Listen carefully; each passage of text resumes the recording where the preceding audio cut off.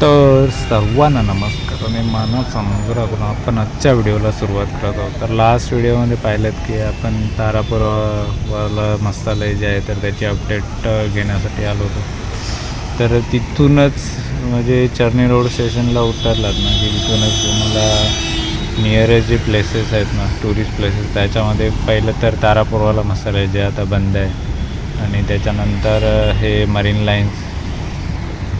त्याचबरोबर nearest tourist प्लेसमध्ये येतं इथे गिरगाव चौपाटी, जिथे तुम्ही बीच, सनसेट आणि आपले जे मुंबईचे गणपती आहेत ना ते याच ठिकाणी विसर्जन होतात. तर ते ठिकाण गिरगाव चौपाटी आहे. त्याचबरोबर हँगिंग गार्डन जे आहे ना ते हँगिंग गार्डनसुद्धा नियर बाय टुरिस्ट प्लेस आहे.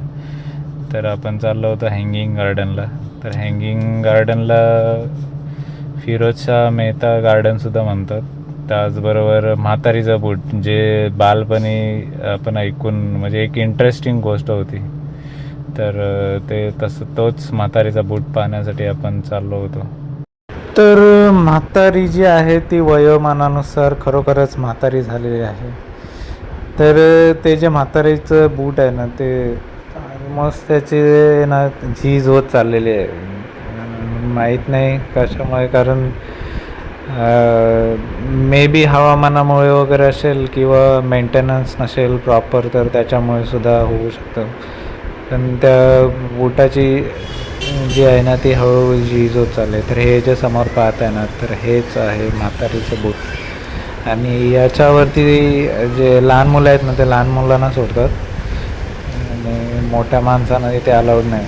फक्त आय थिंक 12 वर्षाखालील मुलांना फक्त अलाउड आहे. तर आपण जे म्हातारीचं बूट आहे हँगिंग गार्डन, तर हँगिंग गार्डनमध्ये एंट्री केली होती. तर इथे दिवसभरामध्ये भरपूर जण पर्यटक येऊन जातात आणि जेवढे पर्यटक येतात त्याच्या डबल इकडे घाणसुद्धा करून जातात. तर पर्यटन जे आहे ते जे आहे ते इकडे नुसतं येऊन एन्जॉय करायचं, घाण करून जायचं. तर याच्यासाठी जर येणार असाल तर चुकूनसुद्धा पर्यटन स्थळाला व्हिजिट करू नका, कारण आपल्या एरियाची स्वच्छता ठेवणं आपली सर्वांची जी आहे ना ती नैतिक जबाबदारी आहे. कारण इकडे आपल्या महाराष्ट्रामधले किंवा आपल्या देशातले पर्यटक येत नाही, तर इकडे आपलं देशाबाहेरील सुद्धा जे पर्यटक आहेत ते सुद्धा इकडे येऊन व्हिजिट देतात. तर इकडे मोस्ट ऑफ लोक आहेत ना या म्हातारीच्या बुटाजवळ उभं राहून फोटो काढणं वगैरे यांचं चालू असतं. काय जे नेऊन त्या गार्डनमध्ये बसून तिथेच खातात आणि तिथेच कचरा वगैरे टाकून जातात. तर ही आपली जबाबदारी आहे की आपण कचरा घेऊन जातो तिथे खायला आणि तिथं संपून खाऊन बिऊन झालं की तिथे घाण करून यायचं. तर आपण नेलेलं सोबतचं जे कचरा वगैरे आहे ना ते येताना परत घेऊन या, किंवा तिथे डस्टबिनची वगैरे सोय केलेली आहे. तर एवढं सोय करूनसुद्धा लोक एकदम गलिच्छासारखे वागतात. तर असो, कोणाची आपण जी प्रवृत्ती, जी मानसिकता आहे ना ती कोणाची बदलू शकत नाही. प्रत्येकाला कळायला पाहिजे की आपण सुज्ञ नागरिक आहोत, शिकलेले आहोत, तर तेवढी तरी काळजी घेतली आहे. तर इथून एकदम जो गिरगाव चौपाटीचा एरिया आहे किंवा मरीन लाईनचा एरिया आहे ना तर त्याचासुद्धा आनंद इकडून घेता येतो.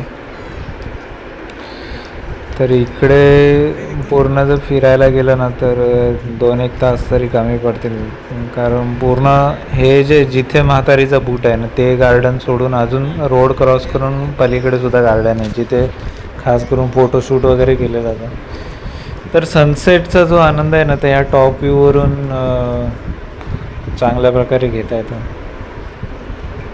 तर इकडे झाडांचं प्रमाण खूप असल्यामुळे ना इकडे जे पक्षी वगैरे आहेत ना पक्ष्यांचं वास्तव्य इकडे मोठ्या प्रमाणात आहे.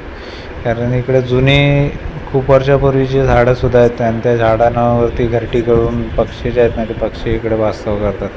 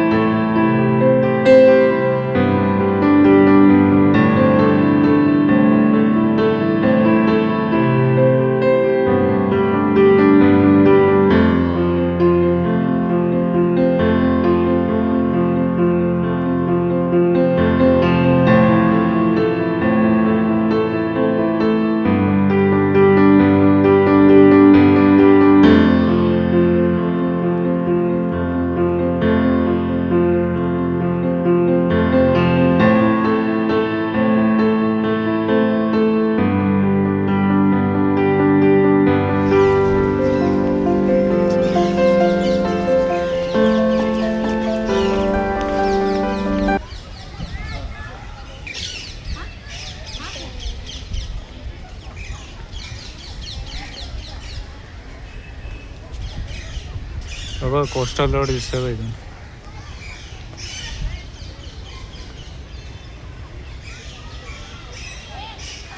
तर जसं आधी म्हटलं होतं ना की इकडे झाडं खूप प्रमाणात आहे, त्यामुळे पक्ष्यांचं वास्तव्य जास्त आहे. तर हे एवढं मोठं झाड होतं ना, इथे पूर्ण पोपटांचा जो थवा आहे ना, तर पूर्ण त्यांची फॅमिली या झाडावरती बसून पूर्ण दंगा करवली. तर हा जो कॉर्नर बघतोय ना, तर असे बरेचसे कॉर्नर इकडे या गार्डनमध्ये, जिथून नरिमन पॉईंट, मरीन ड्राईव्ह आणि गिरगाव चौपाटीचं आहे ना, तर इकडून समोरून पूर्ण जे दृश्य आहे ना, ते इकडून वरतून टॉप व्ह्यूवरून पाहता येतं. तर इकडे असे खूप प्रमाणात, हे समोर जे पाहताना ते फणसाचं झाड होतं. तर इकडे लहान मुलांसाठी सेपरेट इकडे खेळणीसुद्धा बसवण्यात आले, ज्याच्यामध्ये घसरगुंडी, पाळणे, सीसॉ वगैरे असे बरेच प्रकारची खेळणीसुद्धा इकडे ठेवण्यात आले. तर खास लहान मुलांसाठी हे एक अट्रॅक्शन पॉईंट आहे. तर इथे येऊन ते स्लायडिंगचा वगैरे एकदम मनमोहक आनंद घेऊ शकतात. इकडे ना तुम्ही विकेंडला वगैरे आलात ना, तर इकडे अतिप्रचंड प्रमाणात गर्दी असते. तर शक्यतो जर विकेंडला आलात तर लवकर तुम्ही येऊ शकता, जेणेकरून तुम्हाला जे ॲक्टिव्हिटीज आहेत ना, त्या ॲक्टिव्हिटीज एकदम फ्रीमध्ये करता येतील. नाहीतर तुम्ही थोडा लेट वगैरे इव्हनिंगला वगैरे आलात ना जास्त, तर इकडे गर्दी होते. नंतर इकडे ओपन गार्डनसुद्धा होतं, म्हणजे जिथे खेळण्यांचं आहे तर त्याच्या बाजूला इकडे ओपन गार्डन, स्लायडिंग वगैरे खूप साऱ्या लहान मुलांसाठी ॲक्टिव्हिटी आहे. तर वन डे पिकनिकसाठी इकडे मरीन ड्राईव्ह वगैरे हा स्पॉट आहे ना, तर हे सर्व स्पॉट तुम्ही वन डे पिकनिकमध्ये करू शकता. नॉर्मली आपलं गेटवेवरून मुंबई दर्शनासाठी बससुद्धा सुटते, ज्याच्यामधून जेवढे पण मुंबई साईडला जे पण पिकनिक स्पॉट आहेत ना, टुरिस्ट प्लेसेस, तर ते टुरिस्ट प्लेसेस जी डबल डेकर बस आहे ना, तर वरचा जो स्पेस आहे तो ओपन असतो. तर त्याच्या ओपन स्पेसमधून चांगला पूर्ण जे मुंबईचे टुरिस्ट प्लेस आहे ना, त्याचा संपूर्ण आनंद घेता येतो.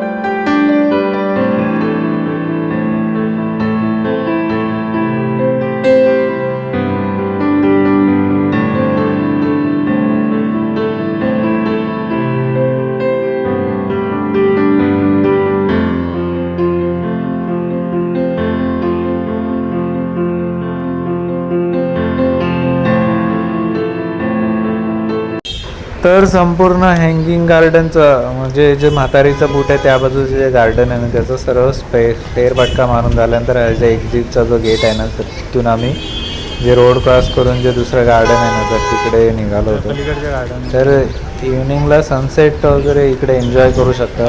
प्लस फोटो वगैरे काढायचे असेल ना, तर या बाजूला, तर जर लाईट असेल ना, तर लाईटच्या टाईममध्ये, म्हणजे इव्हनिंगला आला तर इकडे अंधार असतो नाही, अंधारामध्ये एवढे खास फोटो येत नाही. तर शक्यतो 4-5च्या आसपास आलात ना, तर इकडे फोटो वगैरे काढायला चांगला स्पॉट आहे. ऑलमोस्ट बरेच जण येऊन इथे बसून गप्पा करत असतात, प्लस घाणसुद्धा करून जातात. तेवढी काळजी प्रत्येकाने घेतली पाहिजे जेव्हा पण तुम्ही इकडे येणार प्रत्येक टुरिस्ट प्लेसला. तर प्रत्येकाची नैतिक जबाबदारी बनते की इथे आपण स्वच्छता राखता येईल. तर इकडे खूप सारे फुलांची झाडं आहेत, जिथे तुम्ही फोटोशूट वगैरे करू शकता. जे बॉटॅनिकल गार्डन म्हणतो, की जैवविविधता वगैरे असा समथिंग वर्ड आहे तो. तर बॉटॅनिकल गार्डन, जिथे तुम्हाला वेगवेगळ्या प्रकारची झाडं वगैरे पाहायला मिळतील. जसं की तुम्ही आपलं जे झू आहे राणीची बाग, तर तिथे गेला तर त्याला बॉटॅनिकल गार्डन म्हणतात, कारण तिथे वेगवेगळ्या प्रकारची, वेगवेगळ्या जातीची वगैरे अशी झाडं तिथे लावण्यात आलेली आहेत. तर इथेसुद्धा तुम्हाला जे रंगीबेरंगी झाडं आहेत ना, त्याचे खूप सारे प्रकार इथे पाहायला मिळतील. इथे आहे बऱ्यापैकी मेंटेन करून ठेवलेलं आहे गार्डन, म्हणजे जिथे तुम्ही खाली वगैरे बसून मस्तपैकी इव्हनिंगचा जो आनंद आहे ना, तो आनंद इथे घेऊ शकता. तर हे जे समोर पाहतो ना, हे सूर्यफुलाची झाडं आहेत. ते ऑलमोस्ट सूर्यफुलं लागून ते झाडं जी आहेत ना, ती सुकून गेलेली होती. तर आम्हीसुद्धा थोड्याफार प्रमाणात इकडे तिकडे फेरफटका मारला आणि थोडा काळोख व्हायला लागलेलं, त्याच्यामुळे आम्ही पटापट इकडे फिरलो. आणि त्याच्यानंतर एक स्पॉट असा आहे ना, की या 2 गार्डन सोडून एक कॉर्नरला जागा आहे. तर ती जागासुद्धा आम्ही एक्सप्लोअर करायला गेलो होतो. हे इकडे आहे ना, वरती शिड्या चढून वरती एकदम टॉपला जाऊन जो गार्डन प्लस जे काय marine view, marine line, Nariman points आणि गिरगाव चौपाटीचा जो व्ह्यू आहे ना, तर त्या व्ह्यूचा आनंद इकडे तुम्ही दुर्बीननी घेऊ शकता. तर इकडे वरती ना एकदम टॉप फ्लोअरला इकडे दुर्बीन लावले आहेत आणि त्या दुर्बिणीच्या सहाय्याने तुम्ही जो किनारपट्टीचा भाग आहे ना, बीच एरिया जेवढा पण, ज्याला क्वीन नेकलेस बोलतो, कारण इव्हनिंगला जर आलात ना तर त्या नरिमन पॉईंट्स ते गिरगाव चौपाटी पूर्ण जी लायटिंग लावलेली असते ना, ते लायटिंग तर एखाद्या क्वीन नेकलेससारखी वाटते, म्हणून त्याला क्वीन नेकलेससुद्धा बोलतात त्या पूर्ण किनारपट्टीला. तर ती जी किनारपट्टी आहे ना, तुम्हाला इथे या टॉपला आल्यानंतर, टॉप फ्लोअरला आल्यानंतर या ज्या दुर्बीण लावल्यात ना, त्या दुर्बीणच्या सहाय्याने तुम्हाला बघता येते आणि हे फ्री ऑफ कॉस्ट आहे आणि सर्वांसाठी आहे. तर आम्हाला आधी असं वाटत इथे पे वगैरे असेल, तिकीट वगैरे असतील, तर असं काही नाही. हे तुम्ही फ्रीमध्ये येऊन इथे तुम्ही हा जो व्ह्यू आहे ना, बीचचा जो व्ह्यू, तर त्याचा आनंद घेऊ शकता. हे जे समोर पाहतं ना, ही गिरगाव चौपाटी आहे. तर त्याच्याच बाजूला मरीन लाईन्स आणि मरीन लाईन्सच्या पुढे तिकडे नरिमन पॉईंट्स. तर इकडे कधी आलात ना, तर हा स्पॉटसुद्धा एन्जॉय करायला विसरू नका. तर व्हिडिओ शेवटपर्यंत पाहिल्याबद्दल तुम्हा सर्वांचे मनापासून आभार. तर पुन्हा भेटूया अशाच एका नवीन व्हिडिओमध्ये. तोपर्यंत काळजी घ्या स्वतःची आणि इतरांचीसुद्धा. तर नक्कीच कधी तुम्ही टुरिस्ट प्लेस मुंबईचे एन्जॉय करत असाल ना, तर ह्या गार्डनलासुद्धा भेट नक्की द्या. धन्यवाद.